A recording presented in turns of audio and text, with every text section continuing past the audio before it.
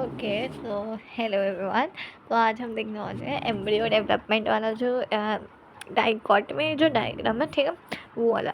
तो यहाँ पे दो एग्जाम्पल है, एक है मोनोकॉट जो कि ग्रास हो गया, मतलब कोई भी एक मोनोकॉट, और यहाँ पे एक डाइकॉट सीड का एग्जाम्पल दिया कि कैसे होता है एम्ब्रियो डेवलपमेंट।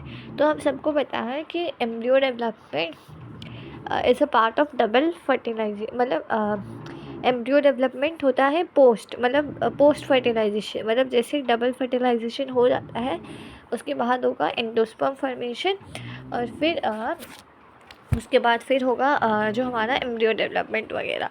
तो मतलब जो हमारा ओव्यूल रहता है वो सीड्स बनता है, सीड में मेच्योर हो जाता है, और ओवरी जो रहता है वो फ्रूट में बनता है। तो पहले जैसे एम्ब्रियो डेवलपमेंट होता है, और फिर जो भी हमारा जो प्राइमरी जो हमारा वो बना रहता है प्राइमरी एंडोस्पर्म न्यूक्लियाई, वो फ्यूजन वगैरह हो जाने के बाद। चलो, तो हम यहाँ पे एक इम्पॉर्टेंट डायग्राम के लेबलिंग वगैरह देखेंगे जो कि बहुत ज़्यादा इंपॉर्टेंट हो जाता है, क्योंकि यहाँ पे बहुत कंफ्यूजिंग लेबलिंग वगैरह दिया है। तो एक बार हम इसे देखेंगे, इसके आने की पॉसिबिलिटीज़ बहुत ज़्यादा हो जाती है बोर्ड्स में से क्वेश्चन। इनफैक्ट ये क्वेश्चन 4 मार्क्स के लिए भी आ सकता है, explain the development in dicot seed और एम्ब्रियो फॉर्मेशन इन डाइकॉट, ऐसा करके आ सकता है, बहुत अच्छी पॉसिबिलिटी है, ठीक है। तो एम्ब्रियोनिक डेवलपमेंट जो डाइकॉट में होता है वो सबसे कॉमन वाला जो रहता है वो रहता है, उसको हम बोल सकते हैं क्रूसिफल टाइप बोल देंगे हम, ठीक है। इसको वन ग्रैंड टाइप भी बोल सकते हैं। इसमें क्या होता है, जो हमारा जाइगोट रहता है वो ट्रांसवर्सली डिवाइड होता है और प्रोड्यूस करता है 2 सेल्स, ठीक है, प्रो एम्ब्रियो बोल सकते हैं उसको। फिर जो प्रो एम्ब्रियो रहता है उसमें एक लार्जर सेल रहता है जो कि हमारा माइक्रोपाइलर एंड के टाइप है, एंड के वो साइड रहता है, उसको हम बोलेंगे बेसल सेल, या तो फिर उसका एक और नाम हम बोल सकते हैं सस्पेंसर सेल, ठीक है। और फिर एक मतलब वो सस्पेंसर सेल्स का इनिशिएट वगैरह करता है, मतलब वो ट्रांसवर्सली डिवाइड होकर फिर सस्पेंसर्स बनाते हैं, ठीक है। तो हम उसको समझेंगे, बट सबसे पहले फिर एक नीचे रहता है जो चैलाजल एंड पे जो रहता है ना, उसको हम बोलेंगे टर्मिनल सेल, ठीक है। और फिर जो सस्पेंसर सेल हमारा था, या तो बेसल सेल सिंपली, वो फर्दर डिवाइड करेगा, फिर आगे सस्पेंसर बनाएगा। अभी जो सस्पेंसर रहता है वो एम्ब्रियो को पुश करता है एम्ब्रियो सैक के सेंटर के पास में, तो वहाँ से मतलब वहाँ पे जो एंडोस्पर्म बन रहा रहेगा तो उससे वो न्यूट्रिशन ले पाएगा, ठीक है। और फिर यहाँ पे बहुत सारे जो भी जाइगोट वगैरह डिवाइड करते हैं कब, जब एकदम certain amount of endosperm form हो जाता है, ठीक है। तो ये अडेप्टेशन रहता है उसमें, ताकि उसको न्यूट्रिशन मिल पाए डेवलपिंग एम्ब्रियो को। और फिर जो एम्ब्रियो डेवलपमेंट है, अर्ली जो स्टेजेस रहते हैं वो ऑलमोस्ट सिमिलर रहते हैं मोनोकॉट और डाइकोटिलीडॉन्स में, बट फिर जो आगे थोड़ा सा फिर आगे के स्टेजेस अलग हो जाते हैं, ठीक है। तो जो जाइगोट रहता है वो पहले प्रो एम्ब्रियो बनाएगा, फिर सब्सिक्वेंटली फिर जो भी हमारा हार्ट ग्लोबुलर एम्ब्रियो होगा, हार्ट शेप एम्ब्रियो होगा, मेच्योर होगा, फिर वो सीड में कन्वर्ट होगा, ठीक है। अभी जो टिपिकल जो एकदम डाइकोटिलीडॉन है उसमें एक्सिस रहता है एक, और 2 कॉटिलीडॉन्स रहते हैं, ठीक है। एक ऑब्वियसली डाइकोट है तो 2 कॉटिलीडॉन्स रहेंगे।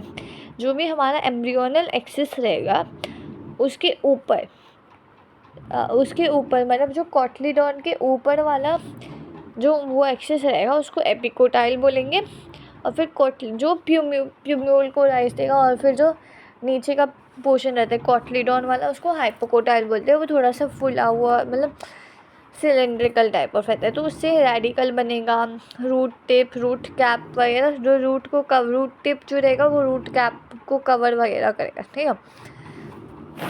तो और फिर जो मोनोकॉट एम्ब्रियो रहता है उसमें वो स्क्रूटेलम रहता है, 1 कॉटिलीडॉन रहता है।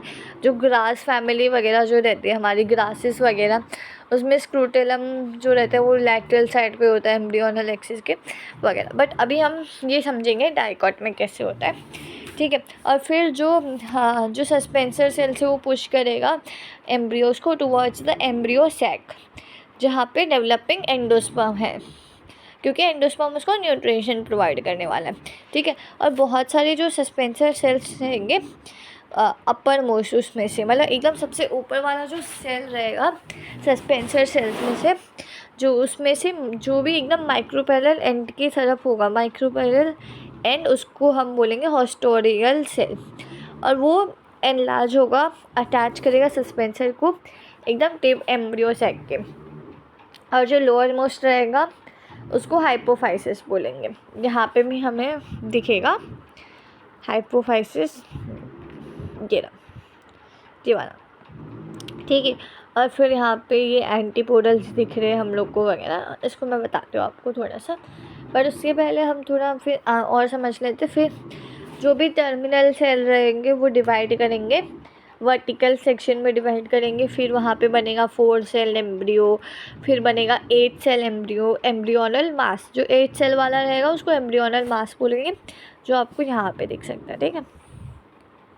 और फिर उसमें जो 4 सेल्स रहेंगे नीचे के सस्पेंसर, वो हाइपोकोटाइल बनाएंगे, रेडिकल बनाएंगे, जो भी मतलब सस्पेंसर वाले जो टर्मिनल ट्यूम्यूलर कॉटलीडॉन, जो टर्मिनल रहेंगे वो ट्यूम्यूलर कॉटलीडॉन बनाएंगे। और फिर फर्दर वो फिर एम्ब्रियोनल मास जो रहेगा वो globular embryo, heart shape embryo, फिर 2 कॉटलीडॉन बनाएंगे, ठीक है।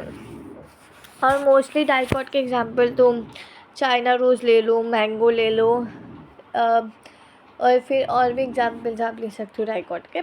अभी एंडोस्पर्म में भी 2 कंडीशन रहते हैं, ठीक है। सीड डेवलपमेंट के बाद जो एंडोस्पर्म परसिस्ट रहेगा या कंज्यूम हो जाएगा, उस पे भी रहता है। जैसे कि जो एंडोस्पर्मिक सीड्स रहते हैं उसमें एंडोस्पर्म रहता है, बच्चा रहता है, वो पूरा कंज्यूम नहीं हो पाता, वो पूरा मतलब टोटली कंज्यूम नहीं होता, और उसको एल्ब्यूमिनस सीड्स भी बोलते हैं। उसका जो कॉटलीडॉन रहेगा पेपरी रहेगा, उसमें जो मोस्टली जो मोनोकॉट्स रहते हैं वो रहता है, जैसे कि मेज़ हो गया, वीट हो गया।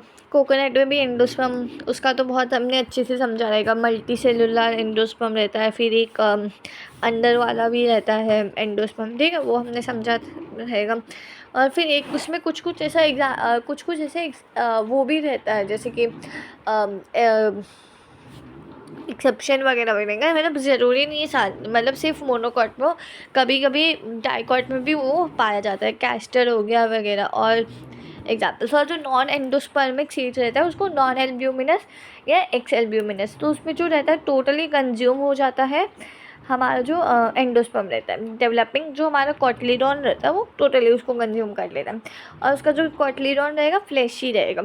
एग्जाम्पल जैसे कि पी, बीन, ग्राउंडनट हो गया, ठीक है। चलो अभी वो तो बताना ज़रूरी नहीं था, अभी तो हम इस लेबलिंग को समझते वाले थे।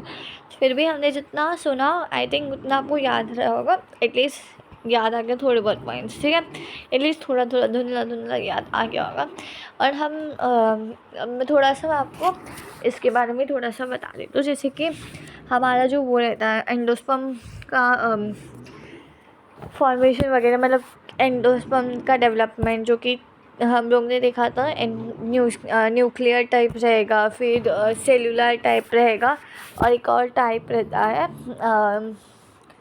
आई थिंक ये वो गवर्नमेंट टेक्स्ट बुक का एक था कोई तो लास्ट टाइम, चलो वो तो अभी जैसे कि वो मतलब उसका जिसमें मोनोकॉटलीडॉन में से किसी में होता है वो, जिसमें प्राइमरी एंडोस्पर्म बनेगा, फिर न्यूक्लियर ट्रांसवर्स वॉल फॉर्मेशन होता है, अनइक्वली वो एक स्मॉलर एक लार्जर सेल माइक्रोपाइलर एंड और चेराजनल एंड वाला रहता है, और फिर वो न्यूक्लियर वगैरह डिवाइड होता है। एक बार आप अपने टेक्स्ट बुक में चेक करना। अच्छा हाँ, इसमें भी दिया रहेगा ना, हम इसमें भी चेक हाँ कर सकते, चलो कर लेते हैं। हाँ ये रहा, ये देखो ये 3 टाइप है। चलो पर अभी तो ये समझना ज़्यादा इम्पोर्टेंट है, हम इस लेबलिंग पर ध्यान देंगे। सबसे पहले हमारा है ये हमारा oospore, जो ए लेबलिंग वाला जो है इसे हम बोलेंगे oospore, ओके। उसके बाद हमारा आता है, ऐसे लाइन वाइज आते हैं जैसे इसमें दिया। जो बी वाला है वो हमारा 2 सेल प्रो एम्ब्रियो, फिर हमें अगला दिया रहेगा एम्ब्रियोनल इनिशियल, एम्ब्रियोनल इनिशियल। फिर हमारा है सस्पेंसर इनिशियल, ये हमारा हो गया एम्ब्रियोनल इनिशियल, ये हो गया suspensor initial.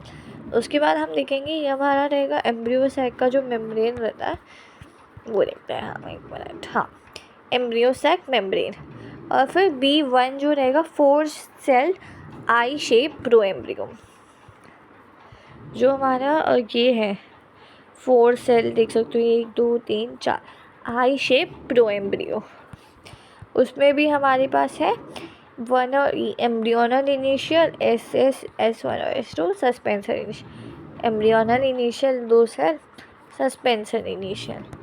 Next we have ये वाला, तो ये अच्छा हाँ ये हमने देखा, ये अभी हम ये देखेंगे। देखो जो ये वाला जो है ये हमारा हाइपोफाइसिस होगा, एक मिनट बताते हो आपको। देखो फर्दर डेवलपमेंट ऑफ एम्ब्रियो, ये हमारा जो फर्दर डेवलपमेंट ऑफ, यहाँ पे हो रहा है फर्दर डेवलपमेंट ऑफ एम्ब्रियो, जो सी वाले का लेबलिंग का आंसर है। ये आ सकता है आपको क्वेश्चन, तो एक बार ज़रूर से लेबलिंग इसका देखना, ज़्यादा कॉम्प्लेक्स नहीं है, समझ गया आपको कंसेप्ट अगर, तो बहुत आसान है इसका लेबलिंग, कंफ्यूज नहीं होना। अगर आप सीधा इसको रट्टा मारोगे क्या पता वहाँ जाके आपको याद ही ना आए, सोचते बैठोगे इसका क्या था, अभी इसका क्या था, इसका क्या था, इसका क्या था। थोड़ा थोड़ा लॉजिक पे, जैसे कि लास्ट में इजी होता जाएगा, ठीक है। तो सबसे पहले फर्दर डेवलपमेंट ऑफ एम्ब्रियो, फिर जो हमारा S वाला है वो सस्पेंसर, H वाला हाइपोफाइसिस, और फिर एम्ब्रियोनल मास। देखो ऐसा ज़रूरी नहीं है, अभी बोर्ड वाले अगर पेपर को डिफ़िकल्ट करना रहेगा तो S को सस्पेंसर लिख के दे, ऐसा ज़रूरी बिल्कुल भी नहीं है। यहाँ पे आपको नंबरिंग भी देख सकते हैं 1 2 3 4 5 6, ठीक है। अभी आपको थोड़ा इजी क्यों समझ में आ गया, S तो S वो सस्पेंसर लिख दोगे आप। बट अगर आपको पेपर डिफ़िकल्ट करना रहेगा, 4 मार्क के लिए अगर वो लेबलिंग पूछेंगे तो 1 2 3 4 5 6 7 और बोलेंगे, और सब कुछ लेबल करने नहीं बोलेंगे, बोलेंगे लेबल 3 5 एंड 7, ठीक है। तो 3 हम लोग को पता है एम्ब्रियोनल सेल हमने देखा, एम्ब्रियोनल इनिशियल देखा। फिर 5th वाला हमने क्या देखा, 4 5th जो ये हमारा मेम्ब्रेन ऑफ एम्ब्रियोसैक हो जाएगा। और जो B1 है मतलब ये पूरा जो आई शेप 4 सेल आई शेप एम्ब्रियो हमने देखा। और फिर 5th वाला 7th वाला तो सस्पेंसर, तो ऐसा ज़रूरी नहीं है एस लिखा तो सस्पेंसर, ठीक है। थोड़ा सा आपको याद भी रखना थोड़ा थोड़ा, ठीक है। और फिर हमारा जो D वाला, अभी अगला लेबलिंग देखते हैं क्या है, LS ऑफ ओव्यूल, ये एंडोस्पर्म है ये वाला, ये एम्ब्रियोनल मास, हाइपोफाइसिस, सस्पेंसर। अभी देखो इजी हो रहा है ना, ऐसे से दिया है तो देखते हैं अभी। चलो अभी फिर से अभी यहाँ पे हम लोग को ये है तो एम्ब्रियोनल मास, फिर हमारा डेवलपिंग एम्ब्रियो, और फिर ये हमारा डेवलपिंग एम्ब्रियो शोइंग एम्ब्रियोनिक ऑक्टम, मतलब वो जो हमने देखा था 8 सेल वाला जो स्टेज था उसको बोलता है। उसके बाद we have LS of ovule, endosperm becoming cellular. अभी देखो हमारे यहाँ पे जो एंडोस्पर्म है वो सेल्यूलर बनते जा रहा है, ठीक है। ये जो एंडोस्पर्म सेल से कंज्यूम सेल्यूलर बनते जा रहा है। फिर एम्ब्रियो है हमारा ये वाला, और ये मैच्योर वाला सीड है, ठीक है, मैच्योर सीड है। फिर यहाँ पे है रूट कैप, रेडिकल, ये होगा प्यूम्यूल, और endosperm has been completely consumed. चलो इतना अभी मैंने यहाँ पे ये सब नहीं बताया, रेडिकल, रूट कैप, कॉटलीडन, थोड़ा देख लेना लास्ट का, वो तो आपको समझेगा, बहुत आसान पार्ट है। तो आई होप आपको ये टॉपिक समझा होगा। इसमें से क्वेश्चन आने के चांसेस बहुत ज़्यादा है। 4 मार्क के लिए एम्ब्रियो डेवलपमेंट, डाइकॉट समझ लो, ये वाला डायग्राम भी बहुत ज़्यादा इंपॉर्टेंट, बहुत प्यारा डायग्राम तो नहीं बोल सकते बट ज़रूर से इसका लेबलिंग देख के था ना। All the best, thank you so much.